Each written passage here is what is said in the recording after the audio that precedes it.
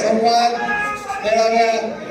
मेळाव्याला प्रमुख म्हणून उपस्थित असणारे तुमचे आमचे सर्वांचे नेते आदरणीय जयंतदादा पाटील साहेब, या कार्यक्रमाचं नियोजन ज्यांनी केलं, ज्यांच्या अध्यक्षतेखाली ज्यांच्या नेतृत्वाखाली हा आपला मेळावा होतोय, अशा या कार्यक्रमाचे प्रमुख आदरणीय या जिल्ह्याचे राष्ट्रवादी काँग्रेसचे जिल्हाध्यक्ष संदीप भैया क्षीरसागर, या कार्यक्रमाला आवर्जून उपस्थित असणारे सर्व माजी आमदार, सर्व भावी आमदार आणि महाराष्ट्र प्रदेशचे युवकाचे युवतीचे दोन्ही अध्यक्ष आणि ज्या तमाम मतदारांनी कार्यकर्त्यांनी माझ्या भगिनींनी ज्यांनी मला निवडून दिला असेल, तुम्ही 72 असे सर्व राष्ट्रवादी काँग्रेसचे कार्यकर्ते, आदरणीय साहेबांनी टायमर लावून दिले, पण ते मला टाइम जरा वाढवून दिला, त्याचे म्हणजे त्याची 1 मिनिट गेला.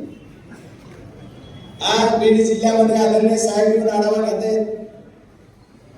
बीड जिल्ह्यातल्या 72 जनतेने अगोदरच पहिल्यांदा पक्षाला 2004च्या नंतर राष्ट्रवादी काँग्रेस शरदचंद्रजी पवार पार्टीचा खासदार निवडून देऊन पक्षाची मान उंच केली. त्याबद्दल तुमचं सर्वांचं पुनश्च एकदा आभार मानतो. बीड जिल्ह्यातल्या जनतेला यावेळेस आदरणीय शरदचंद्रजी पवार साहेब आणि महाराष्ट्रामध्ये तुमचं आमचं दैवत आदरणीय जयंतदादा पाटील साहेब यांच्या नेतृत्वावर भरवसा ठेवून येणाऱ्या विधानसभेला आपल्याला बीड जिल्ह्याचे 6 आमदार निवडून आणायचे. त्याच्यासाठी मी काही बाकी अगोदर माझ्या खासदारकीविषयी बोलायच्या अगोदर काही गोष्टी पक्ष संघटनेचा कार्यक्रम असल्यामुळे मी तुम्हाला काही गोष्टी सांगणार आहे.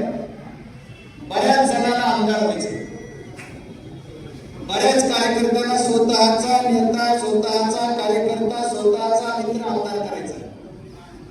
तुम्हाला सर्वांना शुभेच्छा. मी सर्वांच्या बरोबर आहे. तिकीट देणं आदरणीय दादांचं, आदरणीय साहेबांचं, जयंतदादांचं, पुन्हा मनगड आदरणीय जयंतदादांचं आणि आदरणीय साहेबांचं काम आहे. ते तिकीट देतील, त्याच्याबरोबर आपण सर्वजणांनी राहायचंय. त्याच्यामुळे मी जिम्मेदारीने आदरणीय साहेबांसमोर सांगतो की मी कुणाचीही बाजू घेऊन एकाच्या बाजूने असं करणारे अशा मनात जर कुणाच्या येत असेल तर काढू नका. मी पक्षासोबत राहून पक्षाचे 6 आमदार निवडून आणण्यासाठी तुम्हाला आम्हाला सर्वांना काम करायचंय. त्याच्यामुळे पक्षाने पहिल्यांदा आदरणीय जयंतदादांना माझी विनंती आहे की पहिल्या 6 जागा आपल्या आहेत का एवढं आम्हाला क्लिअर सांगा, म्हणजे आम्ही तिथून पुढचं कार्यक्रम करू. 6 जागा आपल्या असतील तर आम्ही 6 जागा आम्हाला मिळणार आहेत अशाच पद्धतीने आज काम करतोय. त्याच्यामुळं कारण आपल्याकडे पहिल्या 6 जागा आपणच मिळालेल्या आहेत. पहिले असं 4 आमदार आपले आहेत आणि त्याचे 3 सोडून गेले आपल्यासोबत आहेत आणि दुसरे पहिले तिथं आपण राष्ट्रवादी काँग्रेसची जागा लढवलेल्या आहेत. त्याच्यामुळे 6 जागा तशा मागच्या वेळेस आपण लढलेल्या असल्यामुळं त्या आपल्याच असल्या पाहिजेत आणि आपल्या राहतील अशी अपेक्षा करू. पक्षाच्या बाबतीत ज्या लोकांना आमदार व्हायचे त्यांना सर्वांना एकदा पक्षाने तिकीट डिक्लेअर केल्याच्या नंतर आम्ही कोणाला बंधन करणार नाही. जसं आमच्या भैयाने आम्हाला सांगितलं, कुणालाही भेटा, आम्ही कुणाला घेऊ, ज्याला भेटायचं त्याला भेटा आणि ज्याचे मतं घ्यायचे त्याचे घ्या. त्याच्यानंतर ज्यांनी मतं केले त्यांना मी जाऊन भेटलो तुमचे आभार म्हणून. पण पक्ष जो काम केलं आणि जी सांगेल तेच काम मी करणार आहे. त्याच्यामुळे भेटणार आणि पक्षाच्या वेळेस लोकसभेची समीकरण वेगळे असतात, विधानसभेची समीकरण वेगळे असतात. आपल्याला 6 आमदार आणायचे म्हणून आपण हवेत जाऊन चालणार नाही. आपण लोकसभेला निवडून आलो म्हणून सोडून चालणार नाही. आता लोकसभा आता काही अडचण नाही. आता आम्हाला या मतदारसंघात एवढी लीड झाली, त्या मतदारसंघात एवढं मायने झालं, काही नाही. आता परळीच्या बाबतीत त्याचे दोन बोलले, काही पण बोलले, 75,000 मायने झालं असलो तरी सुद्धा परळीचा आमदार आपलाच निवडून येणार. आपल्याला सर्वांना एखाद्या मतदारसंघामध्ये आपण मायने झालं म्हणजे तिथं आपली ताकद नाही असं नाहीये. तिथं काय झालंय तुम्हाला आम्हाला सर्वांना माहित आहे. आणि लोकसभेच्या निवडणुकीमध्ये कोण काय केलंय हेही मला माहित आहे. त्याच्यामुळे पक्षाच्या जवळ जाऊन पक्षाच्या कानात बोलून चालणार नाहीये. पक्षाचा प्रामाणिक कार्यकर्ता म्हणून ज्यांनी काम केलं त्याचं प्रामाणिकतेने सांगणार आहे. कामच केलेलं आहे. ज्यांनी काम दाखवलं आपलं त्याचं सुद्धा मी सांगणार आहे की यांनी सुद्धा कुणाच्या भावाने कुठं काय केलं, कुणाच्या मिसेसने कुठं काय केलं, यांनी रात्री कुठं होता, दिवसा कुठं होता, संध्याकाळी कुठं होता, आमच्या गाड्यातून संध्याकाळी कुणाला फोन करायचा याच्या सहित सगळं रेकॉर्ड आहे. आणि एवढंच नाही तर काउंटिंगला गेलो असताना सुद्धा 4 डिग्री मध्ये आलतो बरं. सकाळी 6:30 ते रात्री 10:30 पर्यंत त्या 4 वर या भूतवर मतदान किती पडणार आहे हे लिहिलेलंच होतं. आणि तसंच पडलं. पिपाणीचा जर अपवाद वगळला तर ते पिपाणीला गेल्यामुळं आकडा तिथं चुकला. माझ्या दृष्टीनं मी जेवढे आकडे लिहिले तसे मत झाले. त्याला साक्षीदार जी मध्ये होते ते सर्वजण आहे. हे म्हणायचे सर्वजण म्हणायचे काय केलं, पण ज्यांनी त्या पद्धतीने तुम्ही सर्वांनी साथ दिली त्याच्यामुळे आपण डोकं लावलं. त्याच्यामुळे प्रत्येक गोष्टीमध्ये काम करताना ती माझी निवडणूक होती म्हणून तुम्ही लढणार. आता जी माझी उद्या लढणार आहे मी उमेदवार आहे म्हणून मी तुमच्या सोबत राहणार आहे. मी म्हणजे आता सोडून नाही तर बीड जिल्ह्याचा राष्ट्रवादी काँग्रेस शरदचंद्रजी पवार साहेबांचा खासदार म्हणून तुमच्या सोबत राहणार आहे. त्याच्यामुळे ती ताकद मोठी असणार आहे. त्यावेळेस आपल्याला कोणाला फोन करायचा, जसं आता भाईने सांगितलं की आमचा एसपी साहेब काय करतात, आमचे कलेक्टर काय करतात, आमचे एसडीएम काय करतात, आमचे डीवायएसपी काय करतात, आमचा पोलीस निरीक्षक काय करतो, याच्या सर्वांच्या बाबतीत आदरणीय साहेबांना, जयंतदादांना सर्वांना माहित आहे. ते निगेटिव्ह बातम्या पसार करण्यामध्ये किंवा पसरविण्यामध्ये माहूर असणारे कोण आहेत भारतीय जनता पार्टीचे लोक. आणि त्यांच्यासोबत आता जे गेले तेही त्याच पद्धतीचे त्याच वृत्तीचे. त्यांना सहनच होत आहे. बीड जिल्ह्याचा खासदार शरदचंद्रजी पवार साहेबांचा होऊ शकतोय आणि झालाय हे मान्यच करायला आले. आता तरी मान्य करा. 2 महिने झाले मी शपथ घेतली, आढावा बैठका घेतोय, खासदाराचं काम जिल्ह्याला दाखवतोय, प्रत्येक तालुक्याला प्रत्येक ब्लॉकला जाऊन खासदाराला तो अधिकार आहे की या बीड जिल्ह्यातल्या जनतेला दाखवतोय. इथून मागच्या 15 वर्षाच्या काळात काय झालं, 15 वर्षाच्या काळात कुठल्या एखाद्या खासदाराने जाऊन एखाद्या तालुक्याला ब्लॉक लेवलला बैठक घेतली असताना आज एक पोस्ट टाकली जाते, आज कुठेतरी रेडिओवर बोललं जात आहे. आदरणीय पालकमंत्री महोदयांना माझी विनंती आहे, तुम्ही आज बोलताय, गेली 5 वर्ष झालं तुम्ही पालकमंत्री आहात आणि तुमच्याच भगिनी 10 वर्ष झालं खासदार होत्या, त्यावेळेस रेडिओचं बोला. आज मी सक्षम आहे. बीड जिल्ह्याच्या जनतेने मला निवडून दिलंय. त्या जनतेचा सेवक म्हणून मी काम करायला नक्कीच सक्षम आहे. आणि बीड जिल्ह्याची रेल्वे मी शपथ घ्यायच्या अगोदर मीटिंग घेतली पाहिजे, आपण घेतली का नाही, शपथ नंतर अगोदर काम आणि रेल्वेची बैठक घेतली 18 तारखेला 18 जूनला. आणि त्या बैठकीमध्ये त्यांनी सांगितलं की 31 पर्यंत आम्ही एका गाव सांगितलं इथपर्यंत आम्ही कंप्लीट करून देतो. त्याच्या पद्धतीने कंप्लीट करण्याचं काम चालू आहे. हे रेल्वेचं काम फास्ट कसं सुरू झालं की यांच्या पोटात दुखायला लागलं. आणि काय म्हणतात म्हणून आता रेल्वेला आम्ही एवढं बजेट दिलं. कैलासवासी विलासराव देशमुख साहेब ज्यावेळेस महाराष्ट्र राज्याचे मुख्यमंत्री होते त्यावेळेस महाराष्ट्र शासनाचा 50% वाटा आणि त्यावेळेस शरदचंद्रजी पवार साहेब केंद्रामध्ये मंत्री असताना त्यांनी दिलेली हे रेल्वेला मंजुरी आहे. ते तुम्हाला नाकारता येणार नाही. आणि त्याचं काम गेली 15 वर्ष तुम्ही कंप्लीट केलेलं आहे. ते आम्ही येणाऱ्या बीडला साहेब जिम्मेदारीने सांगतो, तुमचा एक पाईप म्हणून, तुमचा सेवक म्हणून बीड जिल्ह्याला डिसेंबर पर्यंत रेल्वे चालू या डिसेंबर. कारण याच्या पद्धतीने याच्यासाठी फंड्स उपलब्ध आहेत, पैसा उपलब्ध आहे. फक्त कॉन्ट्रॅक्टर याला भेटला नाही म्हणून करू दिलं नाही का, काय मला कळालं साहेब सगळं आहे. आणि कुणीतरी पोस्ट केली काल जे माझे झाले की आमच्या बजेटमध्ये रेल्वेला एवढे पैसे मिळाले.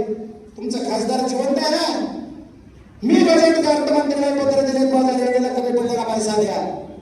आताच्या बजेटमध्ये तुमचा काय संबंध आहे? 10 वर्ष बजेट गेलं तेव्हा काय करत होता, तेव्हा कुठं काम करीत होता हे मी सांगितलं पाहिजे. आज या जिल्ह्यामध्ये अतिवृष्टी झाली असती तालुक्यात, पालकमंत्र्यांनी काय एखादं स्टेटमेंट केलं आधीच दिलं. माझ्या धारूर तालुक्याला मागच्या वेळेस गारपीट झाली इलेक्शन मध्ये मी ज्यावेळेस गेलो त्याच्यानंतर पालकमंत्री येतात, परत ती माझं घोड. अरे तुम्ही सक्षम म्हणून घेता, स्वतःला लय मिळवून घेता. तुम्हाला बाकीच्या भागामध्ये आपल्याला चित्त काय काय काम करायचंय, नॅशनल हायवेच्या बाबतीत सुद्धा आज आपल्याला आमचा शेगाव पंढरपूर नॅशनल हायवे त्याच्यावर एक काम मी मीटिंग मध्ये सांगितलं आणि मला दुसऱ्या दिवशी चालू करायला पाहिजे, चालू झालं. तिथल्या आमदाराच्या पोटात दुखलं आणि त्याने काहीतरी तिसरंच काढलं की काम बंद पाडलं. अरे तिथं मी काय काय चाललंय, कोणी कोणी म्हणलं तिथल्या केसच्या आमदारालाच बोलत नाही. माझा कोण लागते मला कळच ना. मी 6ची6 मांडणार आहे आणि त्याच्यासाठी राष्ट्रवादी काँग्रेसचे सगळे फक्त तिकीट कसं आणायचं तुम्ही सगळेजण बघा. तिकिटाच्या भानगडीत मला पाडू नका, कारण तिकीट आपला विषय नाही बाबा. कारण ते पुन्हा काळे साहेब निष्ठावंत काहीतरी होता ना मिळावा, तसला पुन्हा कोणीतरी निष्ठावंत मिळावा असलं काही नको. त्याच्यामुळे सगळ्यांनी तिकीट तुम्ही आणा, तुमच्या सोबत आपण सर्वजण राहू. आणि या सर्व गोष्टी करत असताना, या बीड जिल्ह्यामध्ये आपल्याला काम करत असताना आपले आमदार आणायचे. जशी आपल्याला मागची पुनरावृत्ती करायची, आदरणीय शरदचंद्रजी पवार साहेबांबरोबर आज जिल्हा राहतोय आणि परमनंट राहणार आहे. फक्त तुम्हाला सांगतो 6ची6 आमदार आपली जिम्मेदारी काय, तर खासदार म्हणून माझी सुद्धा जिम्मेदारी आहे. या 3 महिन्यामध्ये प्रत्येक ठिकाणी, प्रत्येक तालुक्याला येणार, प्रत्येक ठिकाणी येणार. आता कोणी म्हणते आमच्याकडे आलाच नाही, मी जरा महिनाभर बघितलं कोण बोलवतोय कोण नाही, काय करतोय, कसं जावा, जरा पुन्हा बोललं तरी बळच जावं. आता कळत त्या सर्व गोष्टी काम करत असताना विनोदाचा भाग नाहीये. आपल्याला सर्वांना काम करताना आपली तुमची आमची सर्वांची जिम्मेदारी आहे की आपल्याला काम करायचे. आणि ते जेवढे नॅशनल हायवे, त्या नॅशनल हायवेचं राहिलेलं अपूर्ण काम आपल्याला पूर्ण करायचंय. 16 मध्ये 17 मध्ये मंजूर झाले, आता जवळपास किती वर्ष झाले, तरी 10 वर्ष होऊन गेले तरी ते नॅशनल हायवे कम्प्लीट होत नाही. त्यांना 2 वर्षाची मुदत आहे, ते सुद्धा कम्प्लीट करण्यासाठी मी त्या शेगाव पंढरपूरचा जो कळमच्या पुलावरला विषय बोललो, तिथला सुद्धा काम करण्यासाठी मी वेगळा मार्ग काढलाय. पुलावरला कधी होईल त्यावरच होईल, पण दुसरा तो रस्ता टॅकल करण्यासाठी सुद्धा मी प्रयत्न करू काम करतोय. त्याच्यात कुठल्या आमदाराचा विषय चालत नाही, तो केंद्र शासनाचा विषय आहे आणि केंद्र शासनाचा प्रतिनिधी मी आहे. तुम्हाला सर्वांना सांगणार आहे, केंद्र शासनाच्या योजना आणखी भरपूर आहेत, माझ्या माता भगिनी भरपूर आहेत. बचत गटाच्या माध्यमातून केंद्रामधून पैसा तुम्हाला दिला जातो. त्याच्यासाठी पीडी मॅडम आपले सीओ त्यांनाही काम करण्यात जास्त इंटरेस्ट वाटत नाही, पण आपण त्यांना इंटरेस्ट घेऊन काम करायला लावू आणि तुम्ही जे प्रस्ताव आहे ते देऊ. प्रत्येक तालुक्याला, आपल्या केस तालुक्याला माझ्या 6 तारखेला लोकांना जवळपास 3.5 कोटीचं वाटप झालं. मी प्रत्येक ठिकाणी परत कार्यक्रम घेणार आहे. आष्टी असेल, गेवराई असेल, प्रत्येक ठिकाणी तिथं कार्यक्रम घेऊन पैसे वाटायचे. या सर्व गोष्टी करत असताना ज्या केंद्राच्या योजना, त्या केंद्राच्या योजना आपण सर्वजण तत्परतेनं आणि जागरूकतेनं आपल्या सर्वांपर्यंत पोहोचायचं काम करू. आता हे एक काढले काम इतक्या राज्यात काय मुख्यमंत्री लाडकी बहीण, कुणीतरी म्हणलं मुख्यमंत्री आमची नसले तरी दादा लाडकी बहीण असं काहीतरी चालू होतं, बरोबर. आता जे मुख्यमंत्री लाडकी बहीण,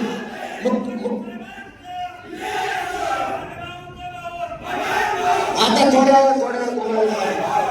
थांबा जरा 5 वर्ष नाही तू आपण सर्वजण ही लाडकी मुख्यमंत्री लाडकी बहीण योजना काढली. या योजनेमध्ये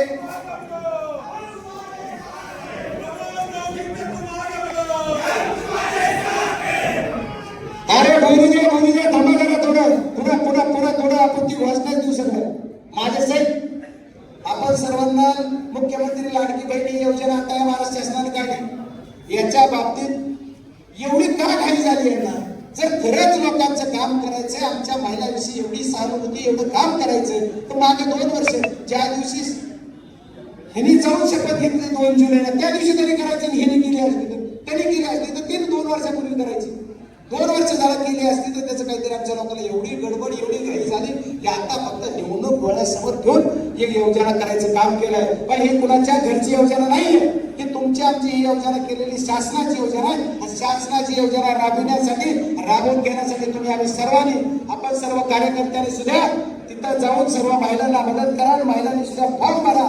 जिथं कुठं अडचण येतात तिथं मला सांगा, कधीही फोन करा, मी तुमच्या इथे अवेलेबल असणार आहे. आणि येणाऱ्या अधिवेशन संपल्याच्या नंतर मी प्रत्येक तालुक्यामध्ये 8 दिवसाला निवडणुकीपर्यंत यायचा तर 100% प्रयत्न करणार आहे. तुम्ही काळजी करू नका. जिल्ह्याला सुद्धा लवकरात लवकर आपण 8 दिवसात, आताच मला साहेबांनी सूचना दिली तुम्ही इथं बसा, तर मी 8 दिवसातून एक दिवस सोमवार किंवा मंगळवार त्या दिवशी इथं बसणार आहे. अधिवेशन असणारा काल सोडून. त्याच्यामुळे आपण सर्वजणांनी जागरूकतेने काम करून आपल्याला येणाऱ्या काळामध्ये आज एकच ठरवून जाऊ, आपण सर्वजण येणाऱ्या काळात आपल्या विधानसभा मतदारसंघामध्ये जो कोण उमेदवार येईल त्या उमेदवाराचं आपण सर्वजण काम करू आणि त्याच्या पाठीमागे माझ्या सहित सर्वजण प्रामाणिकपणे इमानदारीने राहून आणि ते आमदार आपण निवडून आणू, त्याची काळजी उमेदवारांनी करूनी आणि भावीने बी करूनी, या सर्वांनी काय नाही. मी म्हणलं कुणाला तिकीट मिळणार आहे याची काळजी उमेदवारांनी करू नये आणि ज्यांना भावी व्हायचं त्यांनी करू नये. कारण सगळे जर आता तुम्ही उमेदवाराचा आहात, आमदारच आहात, ज्यावेळेस तिकीट देईल त्यावेळेस बघू. सर्वजण मिळून आपण एका ताकदीने उभा राहून आपण सर्वजण साथ देणार अशी अपेक्षा व्यक्त करतो. थोडा 2 मिनिटाचा वेळ जास्त घेतला असला तरी अध्यक्षांची माफी मागून एकच थांबतो. जय हिंद, जय भारत, जय